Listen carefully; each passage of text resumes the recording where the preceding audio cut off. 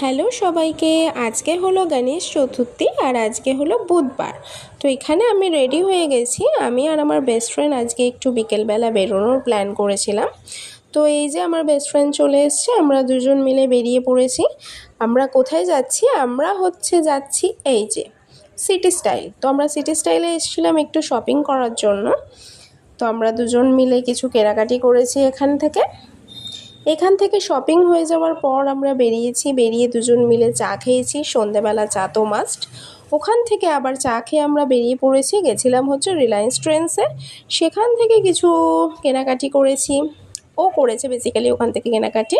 তো ওখান থেকে কেনাকাটি হয়ে যাওয়ার পর খাওয়া দাওয়া তো মাস্ট। তারপর আমরা বেরিয়ে চলে গেছিলাম ওয়াও মোমোতে। তো এই যে আমরা চলে এসেছি ওয়াও মোমোতে এসে আমরা এখান থেকে steam momo, chicken burger order করেছিলাম। তো খাওয়া দাওয়া পর্ব এখানে আমরা শেষ করে তারপরে এবার বাড়ি ফেরার পালা। তো এই যে আমরা বেরিয়ে পড়েছি বাড়ি যাওয়ার উদ্দেশ্যে। যাই হোক, আজকে ব্লগটা তাহলে এখানেই শেষ করছি। সবাইকে হ্যাপি গণেশ চতুর্থী।